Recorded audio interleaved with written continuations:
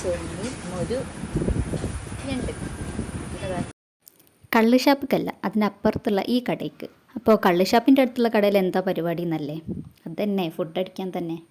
അപ്പോൾ ഞാൻ വന്ന ടൈമിൽ ഇവിടെ അധികം തിരക്കൊന്നുമില്ലായിരുന്നു, ഞാൻ മാത്രമാണ് ഉണ്ടായിരുന്നത്. കറികളൊക്കെ ആവുന്നേ ഉണ്ടായിരുന്നുള്ളൂ.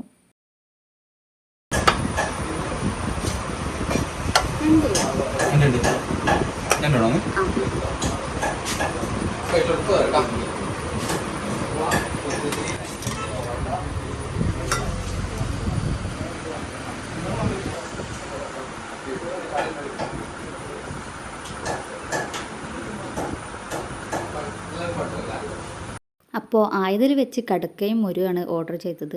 ഇതാണ് കടുക്കയ്ക്ക് വരുന്ന ക്വാണ്ടിറ്റി. മൊരുവിനെ കുറിച്ച് പല വീഡിയോസിലും കണ്ടിട്ടുണ്ടെങ്കിലും ഞാൻ ഇപ്പോഴാണ് കേട്ടോ തിന്നുന്നത്.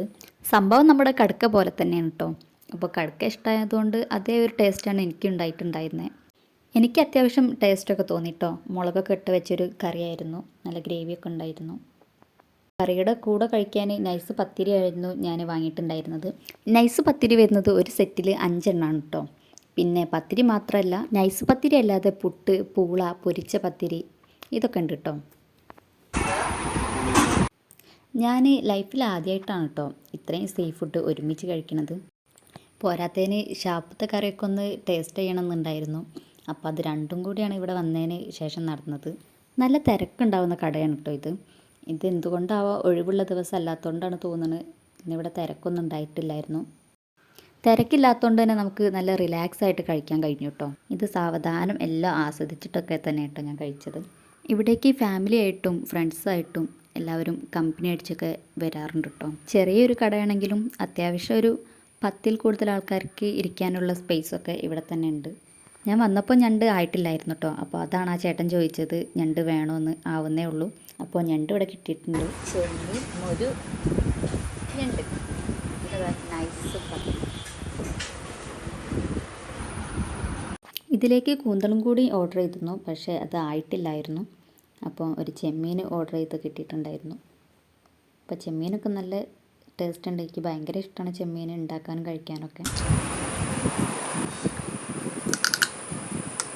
അപ്പോൾ എല്ലാം തിന്ന് സെറ്റായിട്ടിരിക്കുകയാണ്. ലാസ്റ്റ് ഒരു ഞണ്ടിൻ്റെ കാലും കൂടി ഉണ്ടായിട്ടുണ്ട്. അപ്പോൾ ഇത് പുഴഞ്ഞണ്ടാണ് വരുന്നത്. കറികളൊക്കെ അത്യാവശ്യം നല്ല എരുണ്ട്. അപ്പോൾ എനിക്ക് നല്ല ഇഷ്ടമാണ് എരു കൂട്ടി ഉള്ള കറികളൊക്കെ. അപ്പോൾ ആദ്യമായിട്ട് വരുന്നവരാണെങ്കിൽ ജസ്റ്റ് ഒരു പ്ലേറ്റ് ട്രൈ ചെയ്തിട്ട് ബാക്കിയുള്ളത് ഓർഡർ ആക്കിയാൽ മതി എന്നാണ് എൻ്റെ ഒരു അഭിപ്രായം. ഓരോരുത്തർക്കും വ്യത്യസ്ത ടേസ്റ്റും കാര്യങ്ങളൊക്കെയാണല്ലോ. അതുകൊണ്ടാണ് ഞാൻ ഈ ഗ്രേവിയും കൂടി അങ്ങനെ വടിച്ച് തിന്നുന്നത്. എൻ്റെ ഒരു പേഴ്സണൽ ഒപ്പീനിയൻ വെച്ച് എനിക്ക് നല്ല ഇഷ്ടപ്പെട്ടു ഫുഡും കറികളും. പിന്നെ ഫുഡിന് റേറ്റ് വരുന്നത് എല്ലാം 100ൽ കുറവായിട്ടാണ് കേട്ടോ.